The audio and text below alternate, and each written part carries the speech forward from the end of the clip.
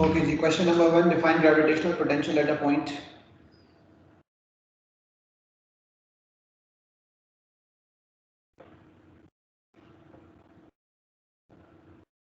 Work done per unit mass in bringing mass from infinity to a point in gravitational field.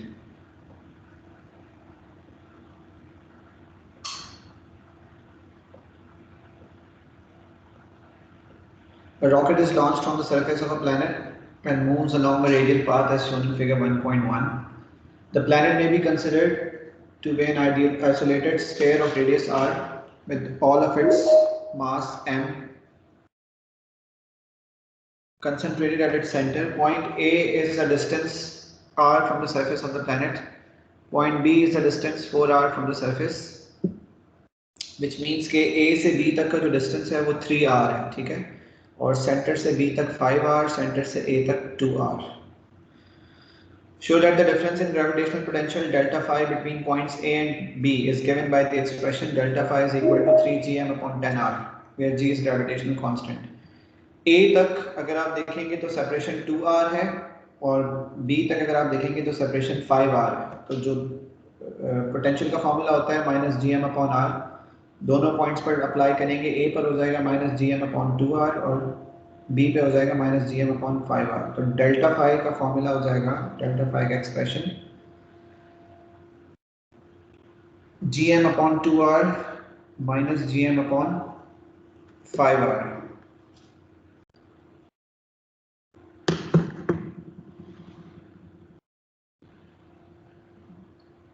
LCM लेंगे, solve करेंगे, 3gm upon 10r answer आ जाएगा.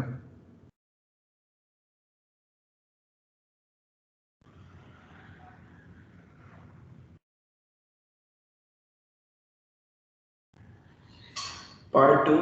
The rocket motor is switched off at point A. During the journey from A to B, the rocket has a constant mass of 4.7 exponent 4 kilogram and its kinetic energy changes from 1.7 terajoules to 0.88 terajoules. For the planet, the product Gm is 4 exponent 14 Newton meter square per kilogram. It may be assumed that the resistive forces to the motion of the rocket are negligible. Use this expression in B part 1 to determine the distance from A to B. A to B उसकी kinetic energy कम होती जा रही है और gravitational potential energy बढ़ती जा रही है, ठीक है. तो आप लिख सकते हैं change in kinetic energy is equal to change in gravitational potential energy. Gravitational potential energy का फॉर्मूला होता है m phi. phi आप पीछे निकाल चुके थे, तो चेंज इन GPE हो जाएगा m phi और 3 मल्टीप्लाइड बाय जो एक्सप्रेशन आपको गिवन था 3gm अपॉन r. gm की वैल्यू उन्होंने डायरेक्टली आपको दी हुई है, तो इसलिए डायरेक्टली 4 एक्सपोनेंट 14 सब्स्टिट्यूट किए. 3gm upon r multiplied by mass, mass दिया हुआ है 4.7 एक्सपोनेंट 4, और change in gravitational potential energy is equal to change in kinetic energy 1.7 terajoules 0.88 terajoules, tera 10 to the power 12 होता है. इस एक्सप्रेशन को सॉल्व करें, r की वैल्यू मिल जाएगी आपको 6.88 एक्सपोनेंट 6. आपको निकालना था distance from A to B. A से लेकर B तक का डिस्टेंस 3r के बराबर है, तो जो आंसर आया उसको 3 से मल्टीप्लाई कर देंगे. सॉल्व कर लें तो बताएं. 2.1 एक्सपोनेंट 7 आंसर आना चाहिए.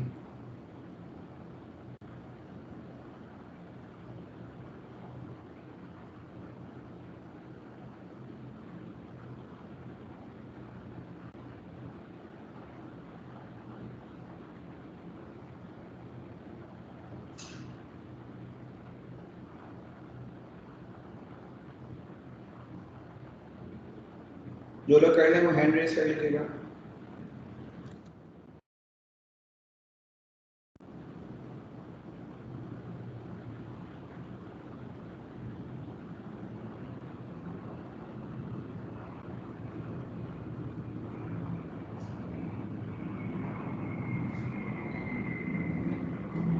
ओके, डेल्टा यू किसे कहते हैं? Positive delta U.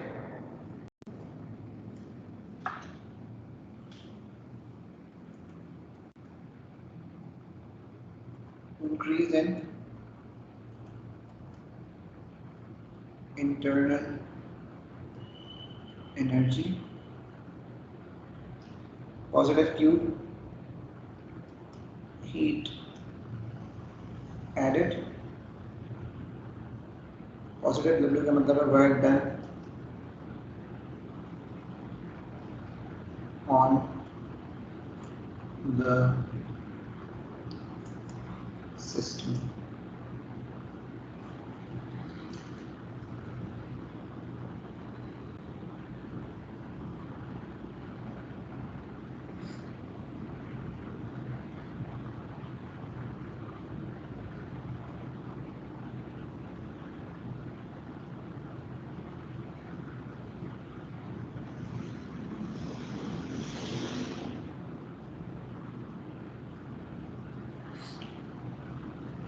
आपको ग्राफ में ए बी और सी कंप्लीट साइकिल गिवन है।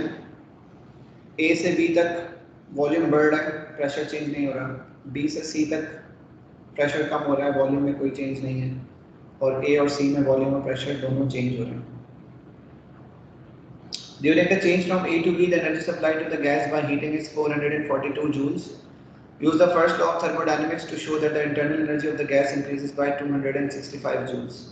So A से B तक अब आप देखें, A से B वॉल्यूम में चेंज आया है, प्रेशर में चेंज नहीं है। तो वर्क डन का फॉर्मूला होता है pressure multiplied by change in volume.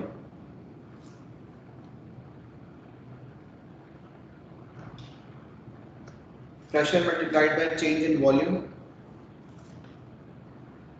Change in volume आपको ग्राफ से मिल जाएगा और प्रेशर भी है 5.2 एक्सपोनेंट 5। इससे आपका वर्क डन आ रहा है 177। ए से बी वॉल्यूम बढ़ा है तो आप 177 को पॉजिटिव नहीं कंसीडर करेंगे, नेगेटिव कंसीडर करेंगे।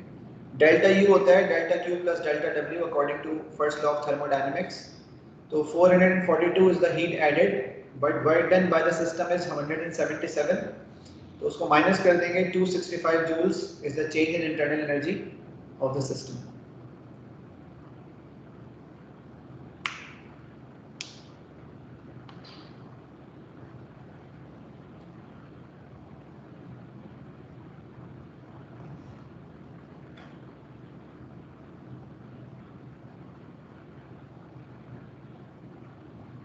ठीक है यहाँ तक बात सुने।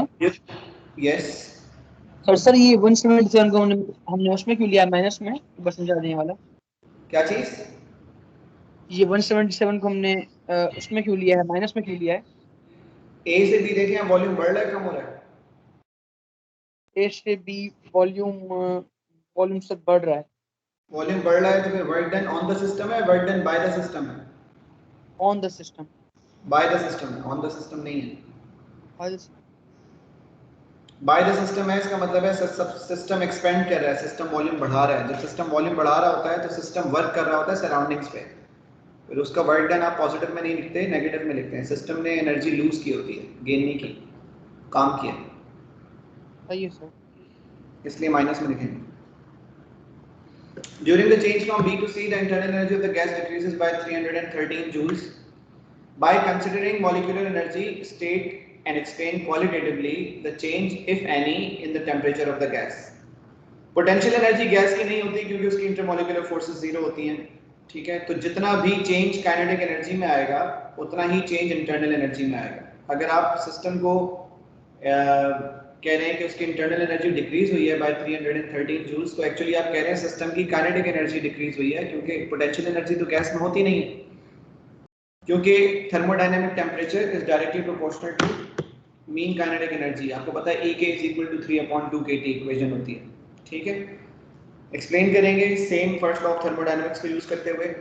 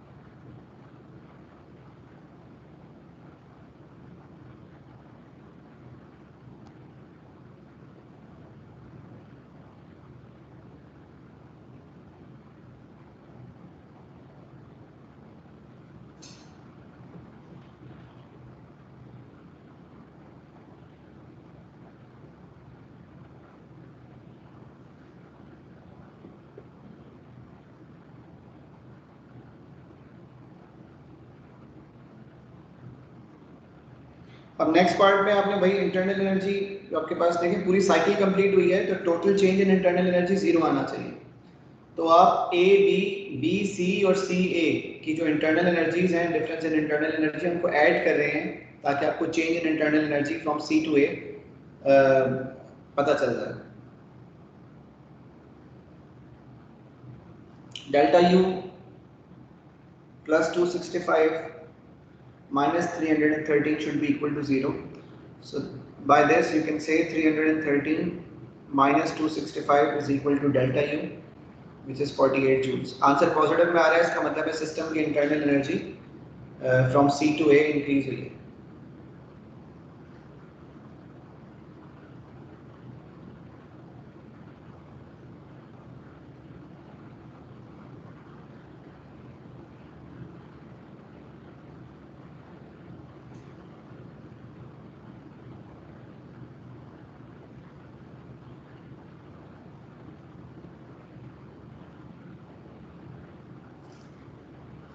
The temperature of the gas at point A is 227 degrees Celsius. You have to calculate the number of molecules. अगर number of molecules calculate करने होते हैं तो PV is equal to NKT use करते हैं और अगर number of moles यूज निकालने हो तो PV is equal to nRT use करेंगे। तो इस वक्त PV is equal to NKT use करें, N को सब्जेक्ट बनाएं, सॉल्व करें।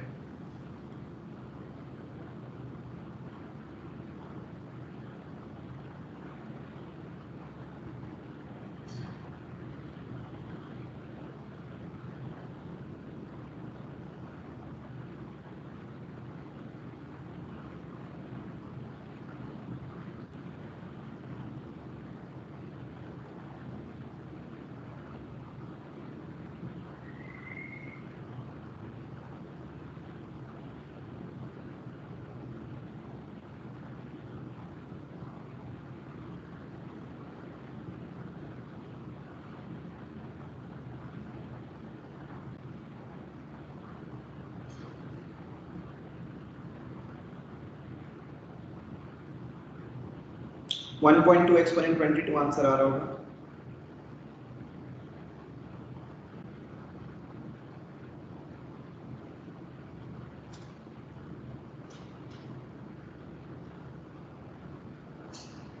Question number 3. A uniform beam is clamped at one end. A metal block of mass m is fixed to the other end of the beam, causing it to bend, as shown in figure 3.1. The block is given a small vertical displacement and then released so that it oscillates with simple harmonic motion. The acceleration of the block is given by the expression A is equal to minus k upon m into x, where k is a constant for the beam and x is the vertical displacement of the block from its equilibrium position. Explain how it can be deduced from the expression that the block moves with simple harmonic motion. Equation दी हुई आपको A is equal to minus k upon m into x. Simple harmonic motion में अगर equation होगी तो होगी A is equal to minus omega square x. तो k upon m should be equal to omega square, which means k upon m should be equals to a constant. Then we can say A is proportional to x and negative sign shows that acceleration and displacement are in opposite direction, or you can say acceleration is directed towards the fixed point.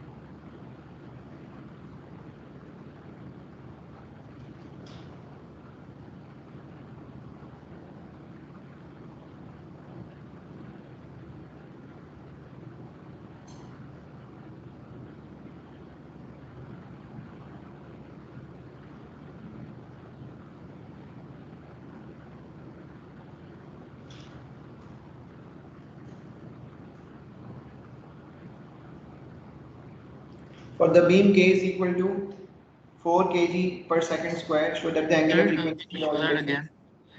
कौन सा? The previous answer, yes, this one. Yes. If you compare this equation with equation of simple harmonic motion, you will see that A is equal to minus omega square and A is equal to minus k upon m into x.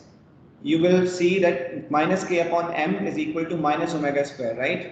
So if k upon m is constant, then we can say A is proportional to x which means acceleration and displacement are proportional to each other, and the negative sign in this equation is showing that acceleration is always directed towards the fixed point. Okay. Okay, sir. Thank you.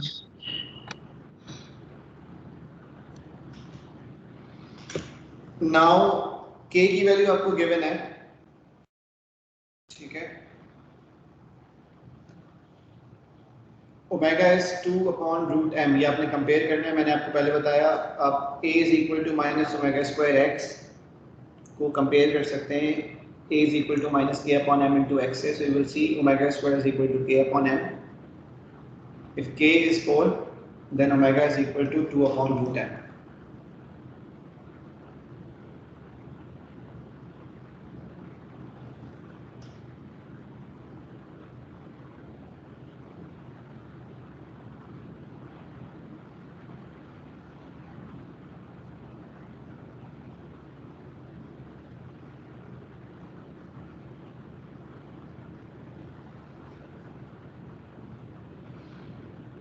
Okay. Initial amplitude of the oscillation of the block is 3 centimeter. Use the expression in B to determine the maximum kinetic energy of the oscillations.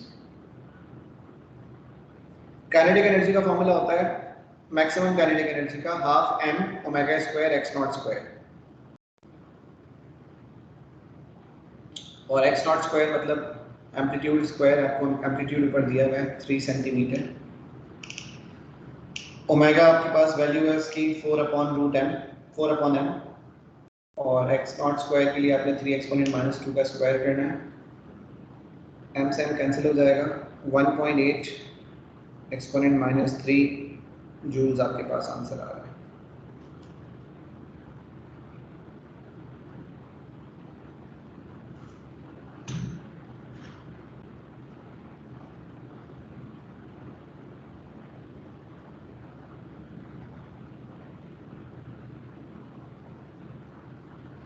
Over a certain interval of time, the maximum kinetic energy of the oscillations in part C is reduced by 50%. It may be assumed that there is negligible change in the angular frequency of the oscillations. जब आप इस equation को compare करते हैं तो कह रहा है ओमेगा चेंज नहीं हो रहा, मास चेंज नहीं हो रहा, कुछ भी चेंज नहीं हो रहा, तो kinetic energy is directly proportional to amplitude square. अगर आप इस इक्वेशन को यूज करते हैं तो आप प्रोपोर्शनलिटी लगा सकते हैं. 1.8 एक्सपोनेंट माइनस 3 जब काइनेटिक एनर्जी थी तो उस वक्त एम्पलीट्यूड था 3 एक्सपोनेंट माइनस 2, और उसका आप स्क्वायर कर लेंगे. अब आपके पास काइनेटिक एनर्जी हो गई है हाफ, तो मैंने 1.8 एक्सपोनेंट माइनस 3 का हाफ यूज किया है 0.9 एक्सपोनेंट माइनस 3, और एम्पलीट्यूड स्क्वायर अननोन है. प्रोपोर्शनलिटी है, सॉल्व करेंगे क्रॉस मल्टीप्लाई करके. x नॉट चेक करें 0.021 आ रहा है नहीं.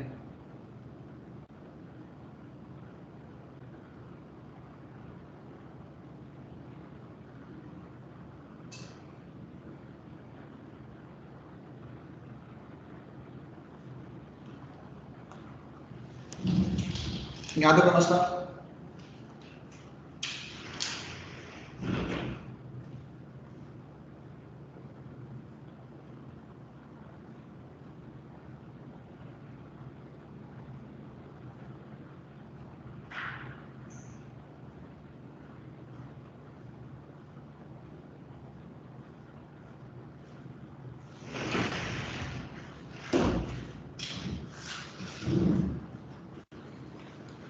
Permanent magnets are now positioned so that the metal block oscillates between the poles as shown in figure 3.2. The block is made to oscillate with the same initial amplitude as in part C. Use energy conservation to explain why the energy of the oscillations decreases more rapidly in part D. इस question को आप star लगा लें, ये question बार बार आता है. Eddy current से related question है. Eddy current, damping, Lenz law और इलेक्ट्रोमैग्नेटिक इंडक्शन, इसमें सब अप्लाई होता है. ठीक है, तो इस तरह के क्वेश्चंस बार बार आते हैं. और आपने लास्ट टाइम जब मार्च 2021 का पेपर भी सॉल्व किया जिसमें शीट एक्स और शीट वाई की बात हो रही थी, उसमें भी हमने ये क्वेश्चन किया है. तो जो इस तरह के क्वेश्चंस हैं जिनकी सेम अंडरस्टैंडिंग होती है, बार बार पूछे जाते हैं, उन क्वेश्चंस को आप हाईलाइट कर लें, इनको आप याद कर लीजिएगा, ताकि इन केस अगर ये क्वेश्चन आता है तो एटलीस्ट इसमें मार्क्स आपके डिडक्ट ना हो. लिखें इसे. जब मेटल ब्लॉक ऑसिलेट करेगा तो मैग्नेटिक फील्ड लाइंस कट होंगी. मैग्नेटिक फील्ड लाइंस कट होने की वजह से, चेंज होने की वजह से ईएमएफ इंड्यूस होगा, which is Faraday's law of electromagnetic induction.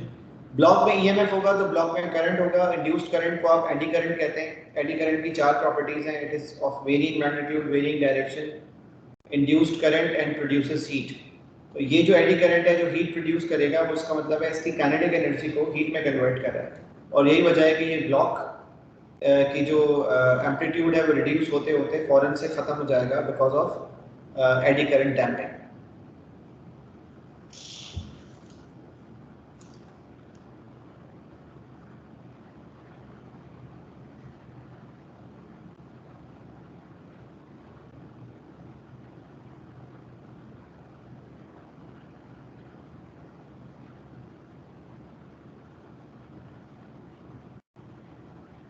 कर लें तो बताएं।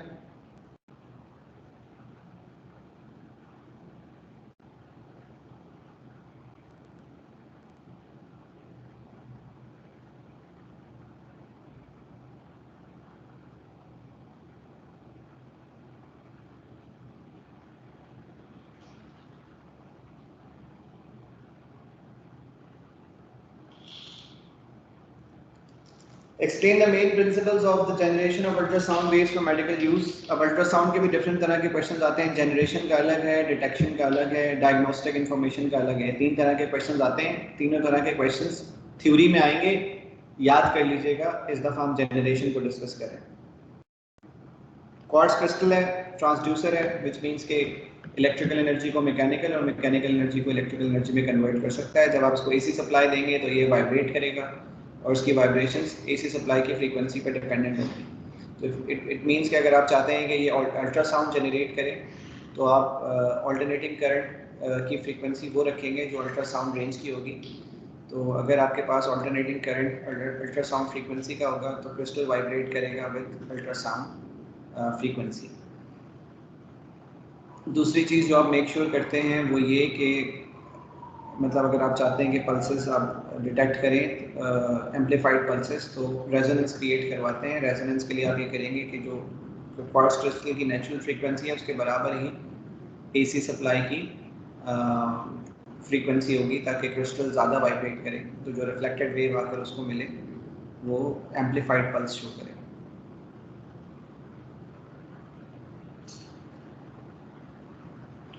जो भी इंफॉर्मेशन आप ऊपर देंगे मेन, उसके बाद जो नीचे लाइंस अगर बचती हैं और आपको कोई बात लिखनी है तो आप एडिशनल इंफॉर्मेशन हमेशा नीचे लिखिएगा। ऊपर कोई भी चीज़ ऐसी ना लिखें जो इररेलेवेंट हो या जो पूछी ना गई।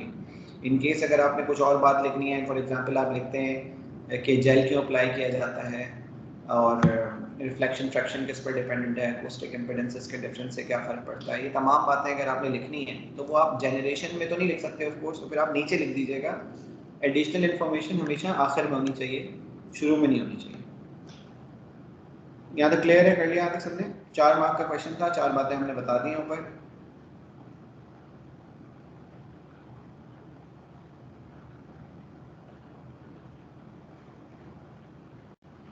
Okay, question number 5. State 3 advantages of an optical fiber compared to a metal wire for the transmission of signal।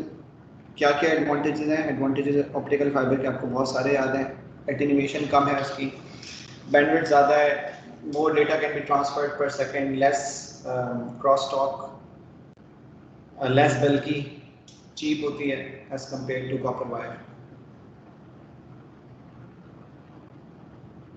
An optical fiber of length 57 kilometer is connected between a transmitter and a receiver as shown in figure 5.1. The attenuation per unit length of the optical fiber is 0.5 decibels per kilometer। तो 0.5 को आप 57 से multiply कर देंगे तो आपको total attenuation मिल जाएगी। The transmitter provides an input signal of power 15 exponent minus 3 watt, ये P1 आपको दिया हुआ है। The noise power at the receiver is 9 exponent minus 7 watt।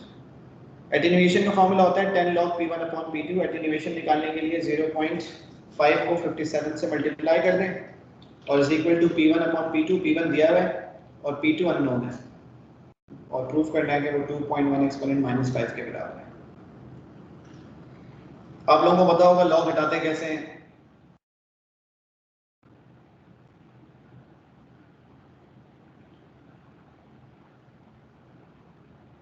अगर किसी को कैलकुलेशन में कोई मसला है तो पूछ लें, लॉग हटाना नहीं आता तो मैं बता देता हूँ।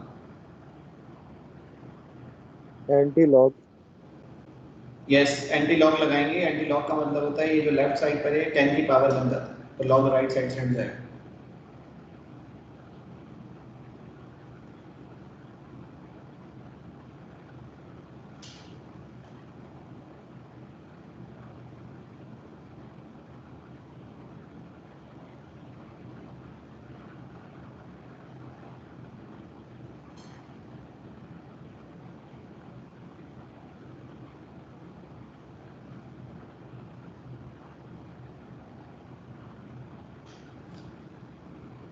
ओके, कर लिया है सबने?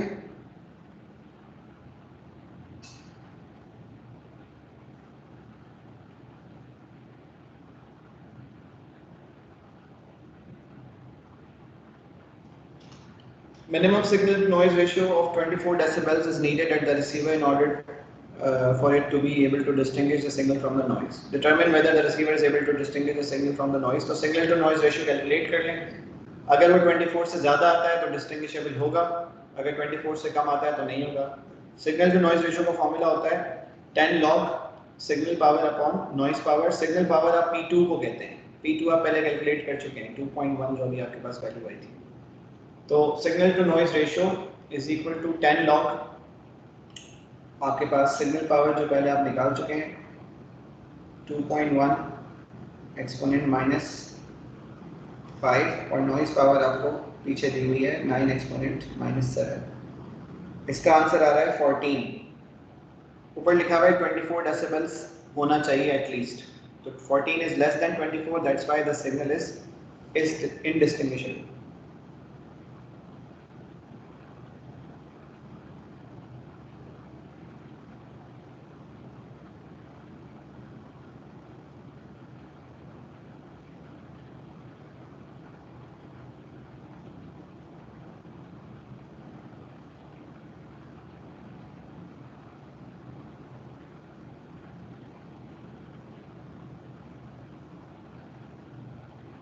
Done?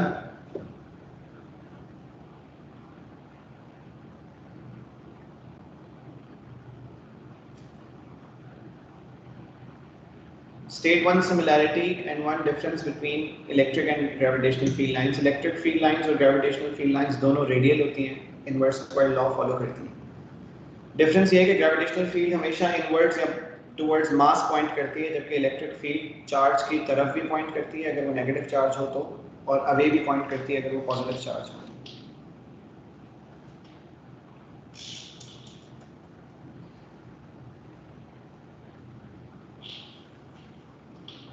A positive charge, point charge, positive q is positioned at a fixed distance, fixed point x, and an identical positive point charge is positioned at a fixed point y as shown in figure 6.1. y से x तक का distance 10 centimetre है, a से b तक का distance 5 centimetre है, ठीक है? x to a 2.5, y to b 2.5. The charges are separated in a vacuum by distance of 10 centimeter. Points a and b are on line xy. Point a is distance 2.5. सब कुछ given है।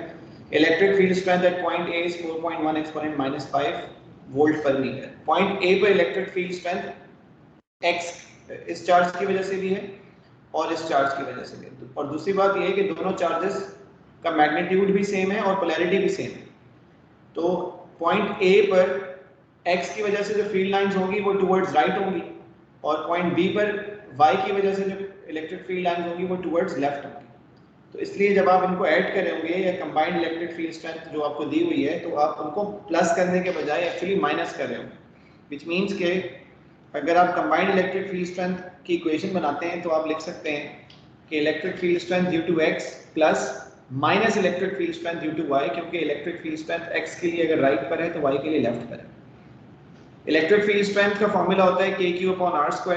x की वजह से लिखेंगे तो kq/rx² हो जाएगा, y के लिए लिखेंगे तो kq/ry² हो जाएगा। दूसरी बात आपको पता होनी चाहिए कि k जो है वो 1/4 E0 के बराबर है, उसकी वैल्यू आप डायरेक्टली 9 एक्सपोनेंट 9 निकाल सकते हैं, लेकिन आप k जब भी लिखा करें साइड में लिख दिया करें कि k इज 1/4 E0। तो x तक की सेपरेशन 0.025 है और y तक की सेपरेशन 0.075 स्क्वायर आप कर लेंगे और लिख दें साइड पर कि k is equal to 1/4 E0 और E not permittivity of free space है, इसकी वैल्यू गिवन होती है 8.85 एक्सपोनेंट -12।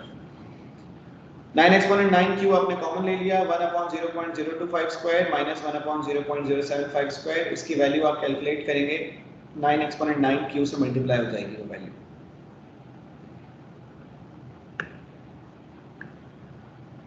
सर यस सर इसमें माइनस में कर दें। बता चुका हूँ दोबारा। सर समझ नहीं आया। दोनों की पोलैरिटी सेम है या ऑपोजिट है? Same. Electric field strength vector quantity है स्केलर? वेक्टर। तो अगर x के लिए बात की जाएगी तो राइट है, y के लिए बात करेंगे तो लेफ्ट होगी या नहीं? हाँ सर लेकिन फिर अट्रैक्टिव होगी ना ऐसे तो। पॉजिटिव पॉजिटिव कब से अट्रैक्ट करने लग गए? ओह ठीक है सर, थैंक यू। q की वैल्यू आ रही है 3.2 exponent -18।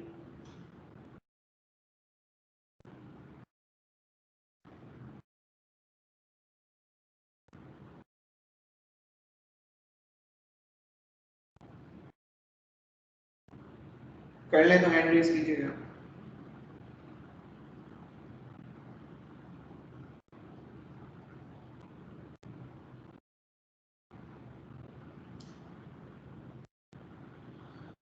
On figure 6.2, sketch the variation of the electric field strength E with distance d from A to B. A to B बोल रहा है, X to Y नहीं बोल रहा, ठीक है? तो A पर आपने अभी इलेक्ट्रिक फील्ड स्ट्रेंथ आपको गिवन थी 4.1 एक्सपोनेंट -5, ठीक है? दूसरा ये कि मिड पॉइंट पर इलेक्ट्रिक फील्ड स्ट्रेंथ 0 होगी, क्योंकि दोनों फोर्सेस रिपल्सिव फोर्सेस हैं, तो मिड पॉइंट पर फोर्स इक्वल और ऑपोजिट होगी, तो रिजल्टेंट फोर्स 0 होगी, electric field strength mid point पर 0 होगी, व्हिच मींस 2.5 पर इलेक्ट्रिक फील्ड स्ट्रेंथ 0 मतलब A पॉइंट पर इलेक्ट्रिक फील्ड स्ट्रेंथ है 4.1 एक्सपोनेंट -5, और इस तरह से B पॉइंट पर इलेक्ट्रिक फील्ड स्ट्रेंथ का मैग्नीट्यूड सेम होगा लेकिन ऑपोजिट डायरेक्शन होगी, तो -4.1 एक्सपोनेंट -5 होगा B पर। बाकी आपने वो सेम ग्राफ बनाया है जो आप इलेक्ट्रिक फील्ड स्ट्रेंथ के लिए बनाते हैं, ठीक है? आपको याद होगा इलेक्ट्रिक फील्ड स्ट्रेंथ का ग्राफ बनता है ऐसे, ठीक है?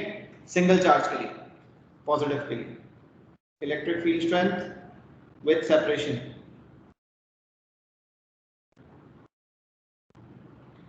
उन्होंने इस पॉइंट की बात नहीं की आपसे, क्योंकि उन्होंने बात की आपसे ए की, तो आपने ए से शुरू किया, व्हिच मींस मैक्सिमम पॉइंट से शुरू किया,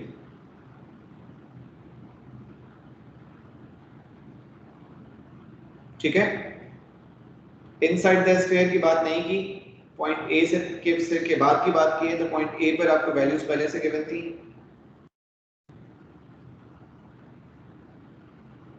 स्फीयर का रेडियस, स्फीयर के बारे में कोई इंफॉर्मेशन आपको गिवन नहीं थी।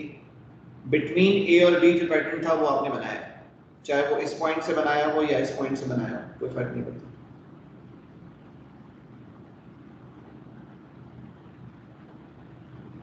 ओके, यहां तक मसला किसी को?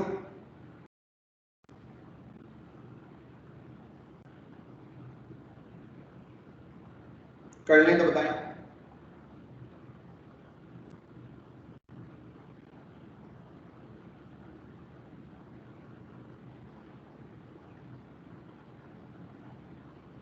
Small positive charge is placed at A. Electric field causes this charge to move from rest along the line AB. अभी आप देखें electric field strength is directly proportional to force. E is equal to F upon Q होता है, और force is directly proportional to acceleration. तो जहाँ पर electric field strength maximum होगी वहाँ पर एक्सेलरेशन मैक्सिमम होगी, जहाँ इलेक्ट्रिक फील्ड स्ट्रेंथ 0 होगी वहाँ एक्सेलरेशन 0 होगी, जहाँ इलेक्ट्रिक फील्ड स्ट्रेंथ नेगेटिव होगी वहाँ एक्सेलरेशन नेगेटिव होगी, जिसको आप डीसेलरेशन कह सकते हैं। तो A पर एक्सेलरेशन मैक्सिमम क्योंकि electric field strength maximum, mid point पर एक्सेलरेशन 0 क्योंकि इलेक्ट्रिक फील्ड स्ट्रेंथ 0, और मिड पॉइंट के बाद मतलब टुवर्ड्स B जब आप मूव कर रहे होंगे आफ्टर मिड पॉइंट तो इलेक्ट्रिक फील्ड स्ट्रेंथ नेगेटिव है। इसका मतलब है कि जो रिजल्टेंट फोर्स है वो चार्ज पार्टिकल पर opposite to the direction of motion है। चार्ज पार्टिकल जा रहा है टुवर्ड्स B, लेकिन जो उसका रिजल्टेंट फोर्स है वो टुवर्ड्स A है, लेफ्ट साइड पर एक्ट कर रही है, व्हिच मींस चार्ज पार्टिकल डीसेलरेट करेगा।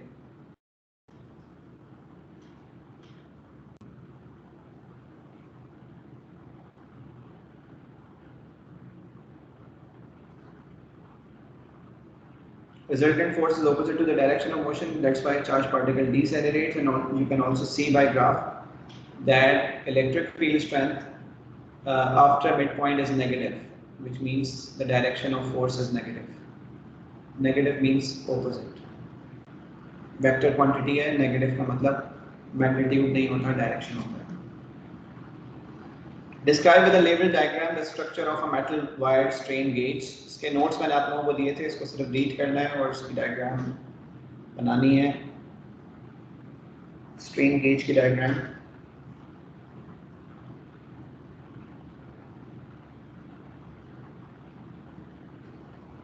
Label diagram होगी, जब भी कोई diagram बनाएंगे इसको label करेंगे.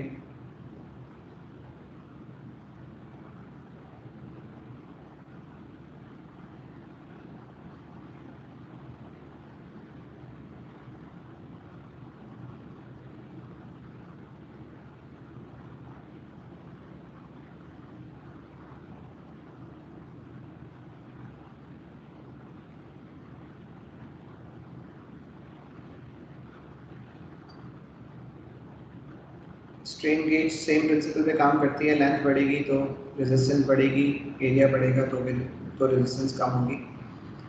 और इसमें इसका एरिया जैसे जैसे क्रैक की विड्थ बढ़ती है तो उसकी लेंथ बढ़ती है और एरिया कम होता है, और दोनों केसेस में रेजिस्टेंस इसकी बढ़ती है. तो चेंज इन रेजिस्टेंस से आप निकाल सकते हैं कि कितना क्रैक में चेंज आया है. उसके लिए आप यूज़ करते हैं स्ट्रेन गेज, और ये सेंसिंग डिवाइस है, आउटपुट डिवाइस, जो आप यूज़ करते हैं ऑपरेशनल एम्पलीफायर के साथ, ताकि वो ऑपरेशनल एम्पलीफायर को सिग्नल प्रोवाइड करे, और ऑपरेशनल एम्पलीफायर उस इनपुट सिग्नल की बेस पर अपना आउटपुट चेंज करता है और उस पर डिसाइड होता है कि फाइनल एक्शन क्या लेना है. इसकी एप्लीकेशन को ही डिस्कस कर रहे हैं नेक्स्ट पार्ट में. यहाँ तक कर लिया सबने?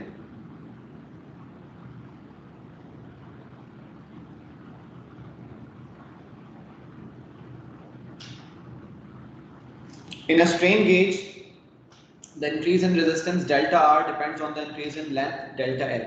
The variation of delta R with delta L is shown in figure 7.1. Strain gauge is connected into a circuit incorporating an ideal operational amplifier as shown in figure 7.2.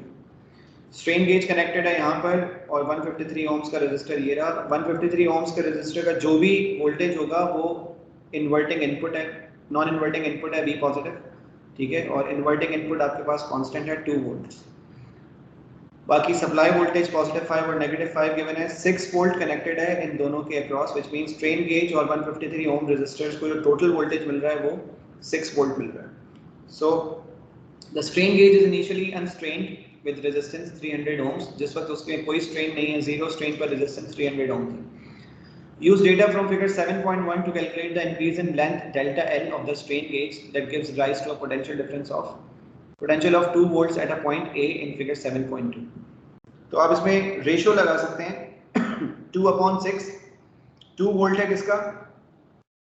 A का, ठीक है. तो अब आप रेशियो लगा रहे हैं 2/6 is equal to 153 upon R plus 153. 153 ओम को मिल रहा है 2 वोल्ट, तो R plus 153 वोल्ट को मिल रहा है 6, ठीक है. रेशियो लगा लिया है, इसको क्रॉस मल्टीप्लाई कर लें, R की वैल्यू निकालें. R आ रहा है 306, तो डेल्टा R हो गया 6 ohms. डेल्टा R को देखकर आपने क्या करना है, डेल्टा R 6 ohms पर डेल्टा L आ रहा है 8 एक्सपोनेंट -5, ठीक है. तो अब आप ये सेम चीज फिर यहाँ पर delta L is directly proportional to R, delta L is equal to 8 exponent -5 by figure 7.1. Delta R 6 ohms है तो डेल्टा L 8 एक्सपोनेंट -5 आ रहा है, यहाँ लिख देंगे.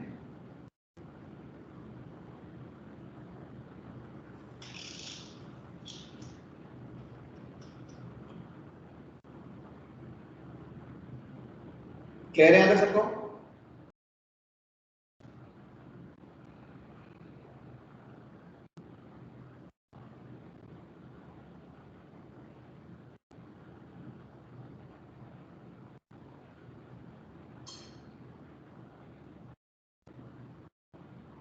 जी कर लिया सबने?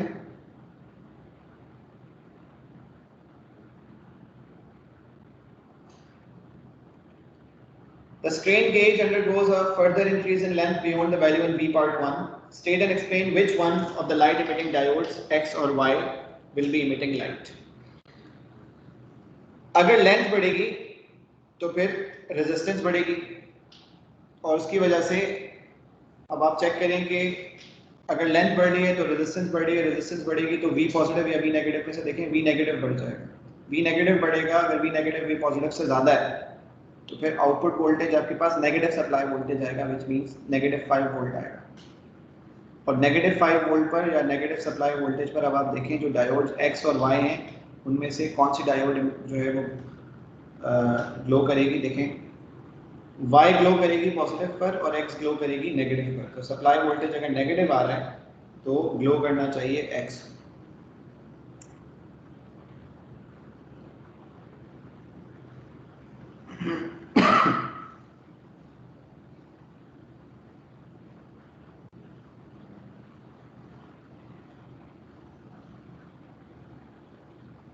L और R प्रोपोर्शनल है. R बढ़ेगा, L बढ़ेगा तो R बढ़ेगा, R बढ़ेगा तो V नेगेटिव की वैल्यू V पॉजिटिव से बढ़ जाएगी.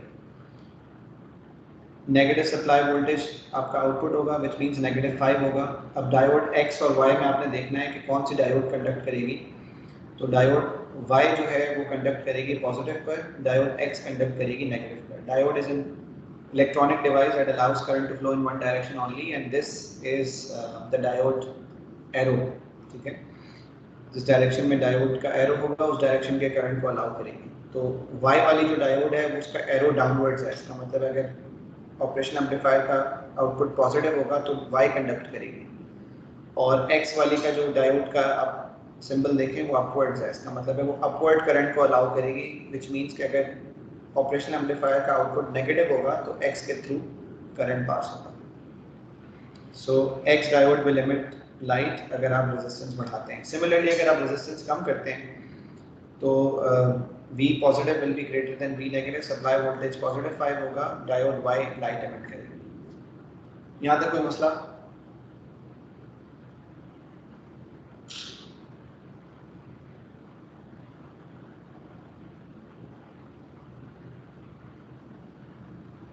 Okay, next magnetic field. अच्छा, फील्ड की डेफिनेशन आती है electric field, gravitational field, magnetic field, और कभी कभार सिर्फ फील्ड की डेफिनेशन भी आती है. सही है. तो field is the region around mass where its force can be experienced. Magnetic field is the region around magnet where magnetic force can be experienced. Electric field is the region around charge where electric force can be experienced. Gravitational force is the force between two masses when they are in field of each other.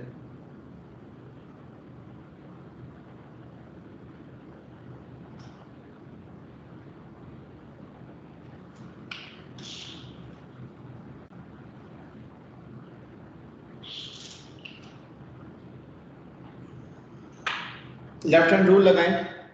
Current की direction upwards है, conventional current, force लग रही है towards right. तो magnetic field आप check करें out of the page आ रही है.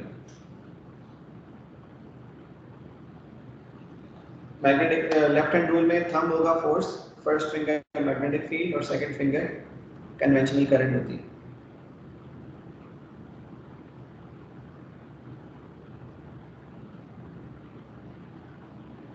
ये कर लें तो बताएं.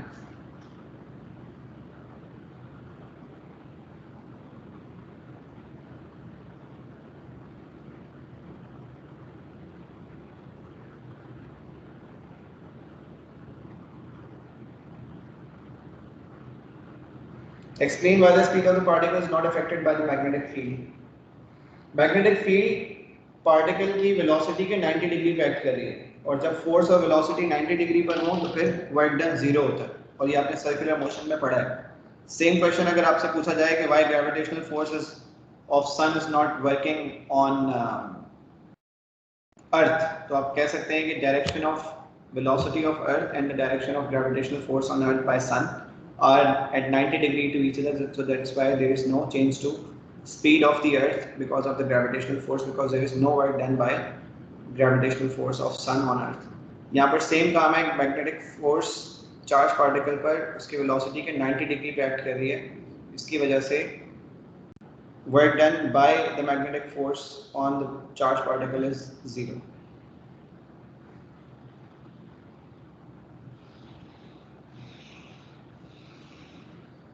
इस इक्वेशन में पहले आता था r is equal to M B upon B Q, R की जगह पर उन्होंने d लिख दिया है डायमीटर, कुछ भी नहीं करना, सेम काम करना है, आखिरी स्टेप में हम रेडियस की जगह पर डायमीटर अपॉन 2 लिख देंगे, बाकी काम सारा सेम है।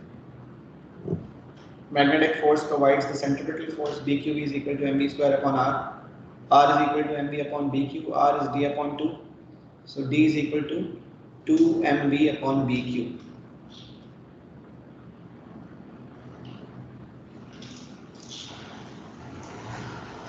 कर लें तो बताएं।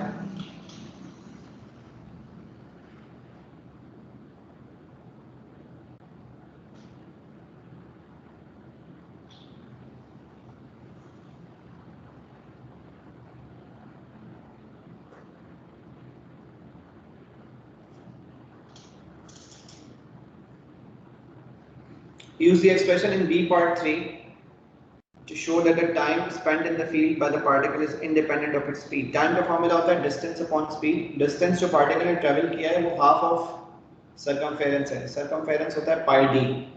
तो हो जाएगा pi d upon 2 distance और speed v है तो time हो जाएगा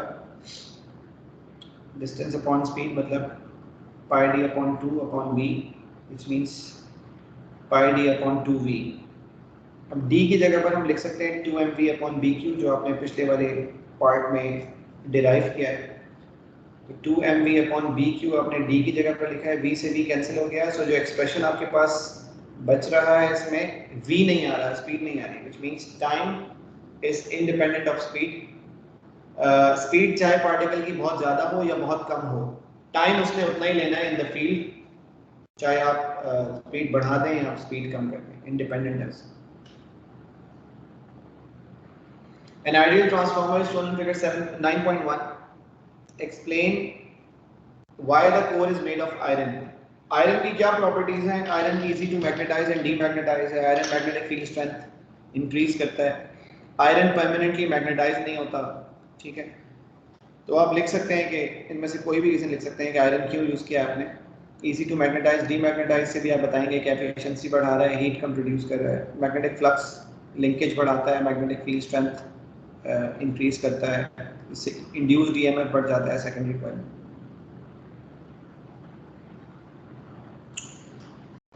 Why an electromotive force is not induced at the output when a constant direct voltage is at the input? DC और AC में डिफरेंस ये है कि DC का मैग्नीट्यूड और डायरेक्शन दोनों सेम होती है, AC का मैग्नीट्यूड भी चेंज होता है, डायरेक्शन भी चेंज होती है। अगर आप चाहते हैं कि EMF इंड्यूस हो तो आपने मैग्नेटिक फ्लक्स को चेंज करना है। मैग्नेटिक फ्लक्स चेंज होने के लिए मैग्नीट्यूड और डायरेक्शन को चेंज होना जरूरी है। डायरेक्ट करंट में ना मैग्नीट्यूड चेंज हो रहा है ना डायरेक्शन चेंज हो रही है, इसलिए वो EMF इंड्यूस नहीं कर सकता। लेकिन ऑल्टरनेटिंग करंट का मैग्नीट्यूड और डायरेक्शन चेंज होती रहती है, इसलिए ऑल्टरनेटिंग करंट EMF इंड्यूस कर सकता है।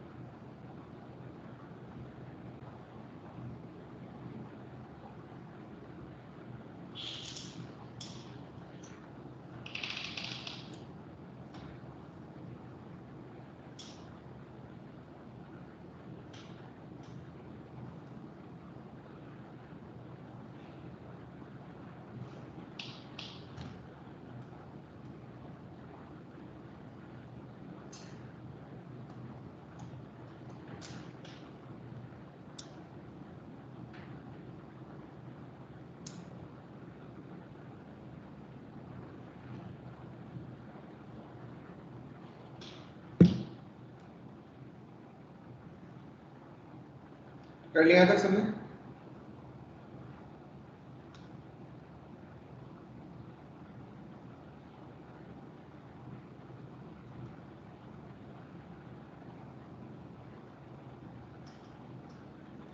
An alternating voltage of peak value 150 volts is applied across the 1200 turns of the primary coil. The variation with time of the EMF induced across the secondary coil is shown in figure 6.9.2. इसमें आप देखें कि peak value दी हुई है 52 और time period है 15 milliseconds. Calculate the number of turns of the secondary coil. Formula होता है NS upon NP is equal to Vs upon Vp. Alternating voltage of peak value 150 is applied across the 1200 turns of the primary coil. तो इसका मतलब है Vp 150 है और Np 1200 है. फिर दूसरा आपको सेकेंडरी कॉइल का ईएमएफ दे दिया 52, तो Vs हो गया 52. ये सब चीजें यूज कर लें आप इस इक्वेशन में. Ns upon Np is equal to Vs upon Vp. Ns is equal to Vs upon Vp multiplied by Np.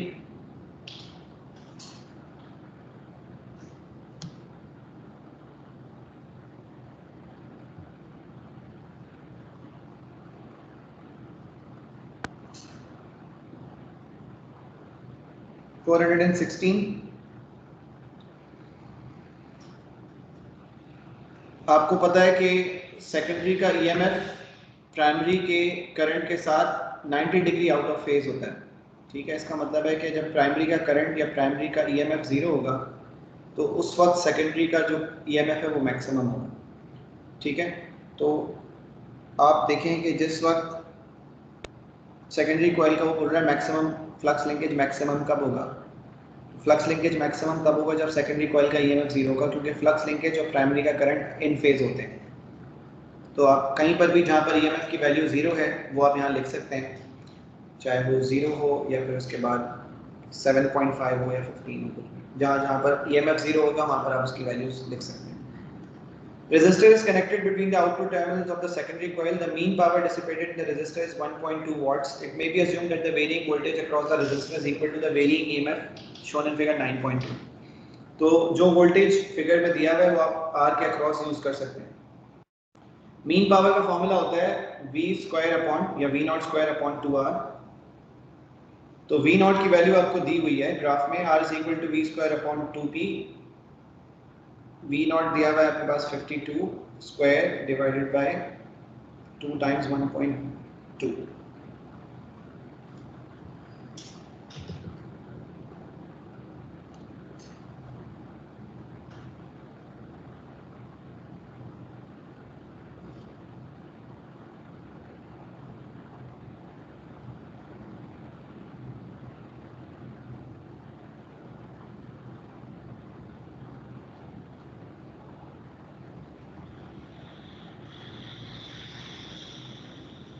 On figure 9.3, sketch the variation with time of the power dissipated in the resistor for t is equal to 0 to t is equal to 22.5. आप देख सकते हैं इस graph में उन्होंने negative values नहीं दी हुई.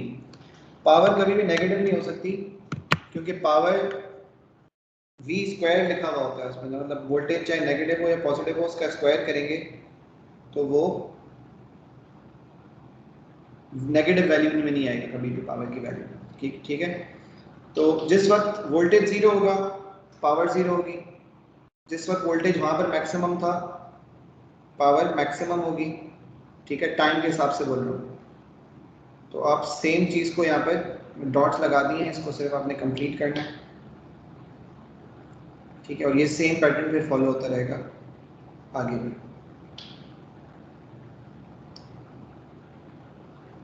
जहाँ जहाँ पर वोल्टेज मैक्सिमम वहाँ पर पावर मैक्सिमम, और पावर आपके पास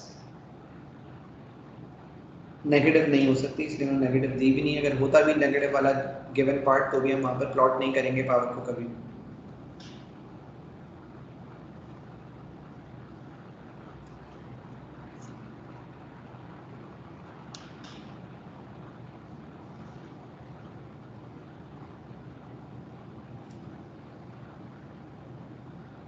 state what is meant by photon. Photon आप कहते हैं discrete packet of energy in electromagnetic radiation, और उसकी वैल्यू आप E इक्वल टू HF से कैलकुलेट कर सकते हैं. याद रखिएगा जब भी आप E equal to HF use करेंगे तो आंसर जूल्स में आएगा.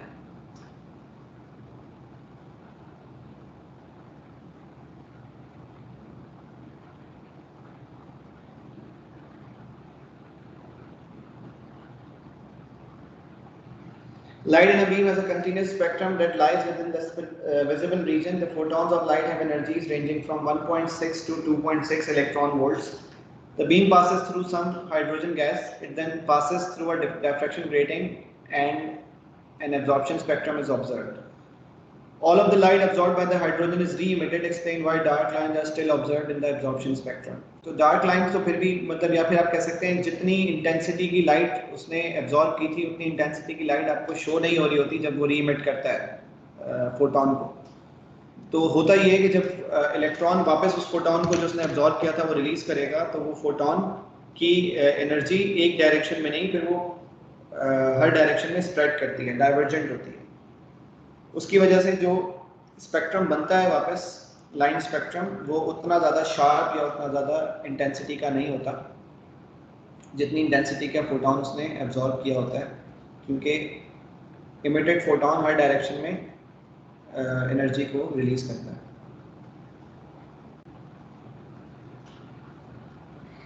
आपके पास दो एनर्जीज दी हुई हैं ऊपर 1.6 और 2.60, ठीक है।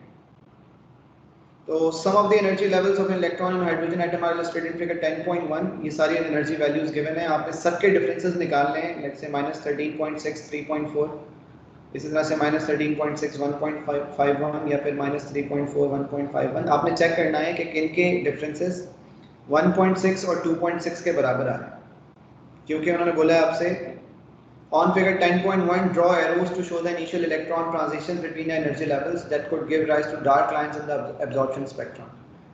डार्क लाइंस की बात हो रही है, एब्जॉर्प्शन की बात हो रही है, इसका मतलब है इलेक्ट्रॉन ने एनर्जी गेन की है और लो एनर्जी लेवल से अपने आप को हाई एनर्जी लेवल में मूव करवाया है, ट्रांजिशन की है। तो आप अगर डिफरेंस निकालते हैं -3.4 और 1.51 का, 3.40 - 1.51, तो आपके पास आंसर आता है 1.89। तो ये 1.89 की ट्रांजिशन है। और इसी तरह से -3.4 और 0.85 का डिफरेंस निकाल लें तो इसका डिफरेंस आपके पास आ रहा है 2.55 which is close to 2.6। इसके अलावा पॉसिबिलिटीज नहीं है कि इलेक्ट्रॉन ने इसके अलावा किसी एनर्जी लेवल से दूसरे एनर्जी लेवल पर ट्रांजिशन शो की। एरो ऊपर की तरफ इसलिए बनाया है क्योंकि इलेक्ट्रॉन्स ने एनर्जी गेन की है और अपने आप को लो एनर्जी लेवल से हाई एनर्जी लेवल में ट्रांजिशन शो की है। एब्जॉर्प्शन लाइन स्पेक्ट्रा की बात हो रही है, इमिशन लाइन स्पेक्ट्रा की बात होती है तो आप डाउनवर्ड्स एरो बनाते हैं। शॉर्टेस्ट वेवलेंथ का मतलब है लॉन्गेस्ट फ्रीक्वेंसी, लॉन्गेस्ट फ्रीक्वेंसी का मतलब है लार्जेस्ट एनर्जी डिफरेंस। तो आप ऑफ कोर्स ये वाली एनर्जी वैल्यूज को यूज करेंगे और ये है 2.55 या 2.6। E is equal to hc upon lambda formula होता है, lambda is equal to hc upon E। 6.6 exponent -34 ये वैल्यू गिवन होती है डाटा बुकलेट में आपको। C की वैल्यू 3 एक्सपोनेंट 8 और E की वैल्यू आप इलेक्ट्रॉन वोल्ट्स में गिवन है, कन्वर्ट करेंगे जूल्स में, क्योंकि ये फॉर्मूला जब आप यूज करते हैं तो energy should be in joules, वरना वेवलेंथ मीटर में कैलकुलेट नहीं होगी। तो wavelength will be 4.8 exponent -7 metres.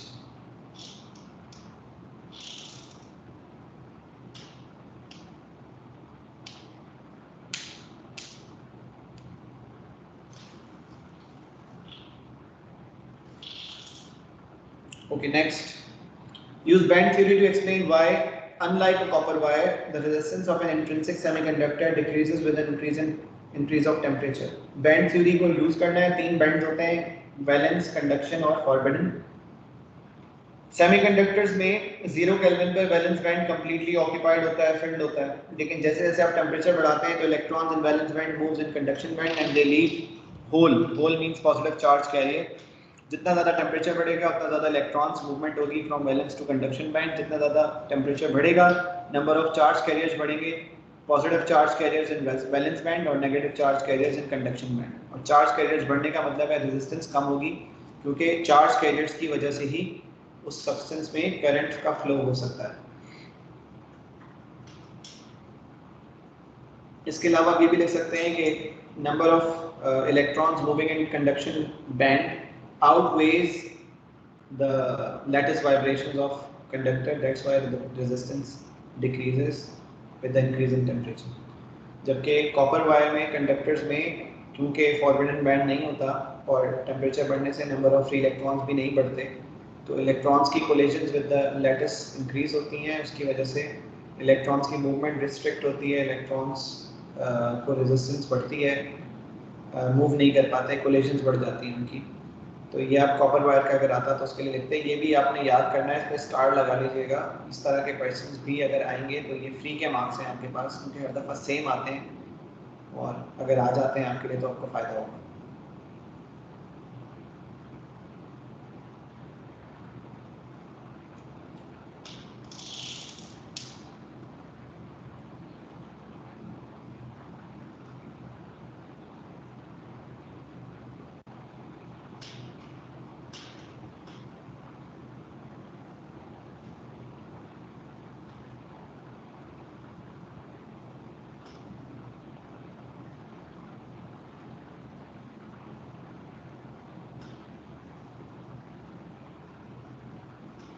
ठीक है यहाँ तक?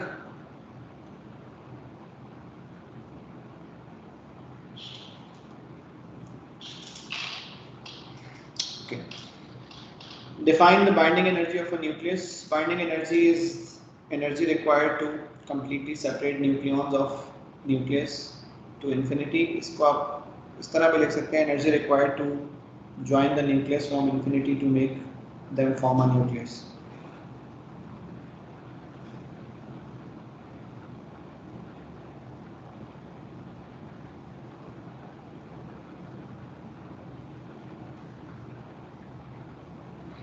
A stationary nucleus of uranium-238 decays to form a nucleus of thorium. An alpha particle and a gamma ray photon are emitted. The equation representing the decay is given. Masses दिए हैं आपको atomic mass unit में तीनों के, uranium, thorium और helium के. State the relationship between the binding energies of the nuclei that is consistent with this reaction being energetically possible.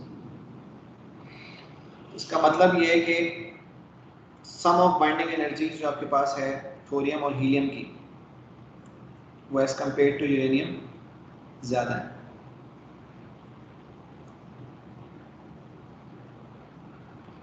हमेशा nuclear reaction इस तरह परफॉर्म होता है कि जो रिएक्टेंट्स होंगे उनकी बाइंडिंग एनर्जी कम होगी और जो प्रोडक्ट्स हैं उनकी बाइंडिंग एनर्जी ज़्यादा होगी, क्योंकि स्टेबिलिटी गेन करना हर न्यूक्लियर रिएक्शन का मकसद होता है, which means towards B shift होना होता है। तो यूरेनियम क्योंकि टुवर्ड्स सी है तो फिजन रिएक्शन हुआ और ये टुवर्ड्स बी शिफ्ट हो रहा है। थोरियम और helium as compare to uranium, they are more stable, they have more binding energy. तो sum of binding energies of thorium and helium is greater than the binding energy of uranium. तो extra जो energy थी, calculate for this reaction the change in atomic mass. तो reactant minus product या product minus reactant आप कर सकते हैं, masses आपको गिवन है। यूरेनियम के मास में से आप माइनस कर देंगे प्रोडक्ट्स का मास जो आपके पास है हीलियम और थोरियम का, टेबल में गिवन है। तो यूरेनियम के मास में से माइनस कर देंगे आप सम ऑफ थोरियम एंड हीलियम्स मासेस, लेकिन ये मासेस हैं यू में, एटॉमिक मास यूनिट में, तो वो तो यहाँ आ जाएगा आंसर ऐसे ही। जब आपने एनर्जी निकालनी है तो आप यूज़ करेंगे E is equal to mc², लेकिन आप उसमें ये कन्वर्ट करेंगे एटॉमिक मास यूनिट को किलोग्राम्स में। एक atomic mass unit 1.66 exponent -27 kg के बराबर होता है। So E is equal to mc² में m की जगह पर आप लिख देंगे 4.59 एक्सपोनेंट -3, c की जगह पर आप लिखेंगे 3 एक्सपोनेंट 8, उसका स्क्वायर हो जाएगा 9 एक्सपोनेंट 16, मल्टीप्लाई कर लें आंसर आता है।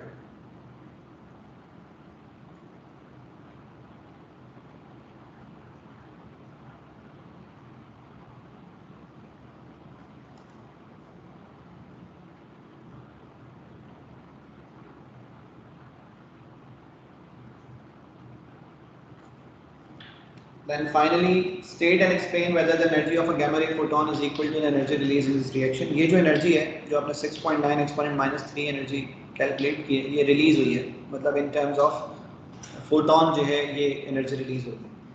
वो पूछ रहा है क्या ये energy बराबर होगी gamma ray photon energy के? तो ये जो प्रोडक्ट्स आपके पास फॉर्म हुए हैं थोरियम और हीलियम, ये आफ्टर बीइंग फॉर्म ये भी मूव कर रहे होंगे, तो कुछ एनर्जी इनके पास होगी, which means gamma ray photon की एनर्जी इस एनर्जी से जो आपने कैलकुलेट किया उससे थोड़ी सी कम होगी, क्योंकि कुछ एनर्जी थोरियम ने और हीलियम ने भी शेयर की है, because after being formed they are also moving, they have kinetic energy, so not all the energy that is calculated will be equal to gamma ray photon energy. ये आप लिखेंगे यहाँ पे।